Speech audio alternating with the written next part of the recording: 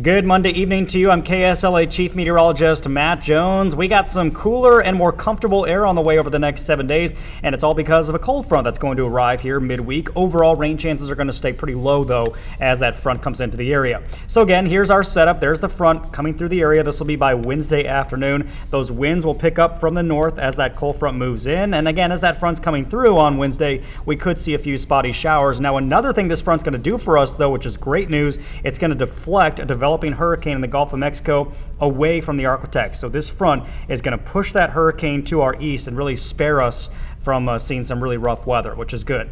All right, so look what happens to the humidity behind that front. That humidity level is dropping on Wednesday, and we're just talking about some fantastic weather here Thursday, Friday, and really lasting all the way through the weekend. Some really nice conditions ahead. For tonight, we're seeing some low 70s along and south of I-20 and low 60s along and north of I-30. Now, we actually did have a weak front come through the area earlier this afternoon, kind of a precursor of that midweek front, and so already we are seeing some slightly cooler, slightly drier air starting to kind of ooze into the Arctic from the north, and we're going to see that reflected in our forecast for Tuesday as well, starting off in the low to mid 70s, but notice not as hot as it was out there today. So we're talking highs basically staying in the upper 80s. Can't rule out a few places touching 90, but for the most part upper 80s in the forecast for the day tomorrow. And again, humidity will continue to drop, so the humidity is really not going to be a big factor. Looking at future track, we'll see some passing clouds from time to time on Tuesday. For the most part, though, I do think Tuesday stays pretty much dry for most of our area.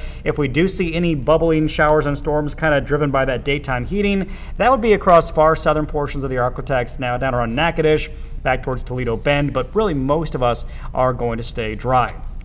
Now, as of the time that I'm recording this, again, this might change by the time you view this video later on, but as of the recording of this particular video, we have now potential tropical cyclone 9 that is developing in the Western Caribbean. This is the latest forecast from the National Hurricane Center, forecasting this to become a hurricane quickly developing over the next 24 hours. So by Wednesday afternoon, 2 p.m., this is now forecast to be a Category 1 hurricane, kind of threading the needle there between the Yucatan Peninsula and Cuba. So it's going to stay over those very warm waters. It will continue to make its way north and northeast, and really very concerned about our friends in the Florida Panhandle. National Hurricane Center now forecasting this to become a major hurricane, Cat 3 at least, as it approaches the coast by Thursday afternoon. There are some forecast models, though, that say this could be even stronger than that. So catastrophic impacts possible along the Florida Panhandle. And notice, though, this kind of curves off to the north and northwest, but it stays away from the Arctic. Here's our 7-day forecast. So near 90 for tomorrow with a slight chance of a shower. Scattered showers on Wednesday as that front comes in. And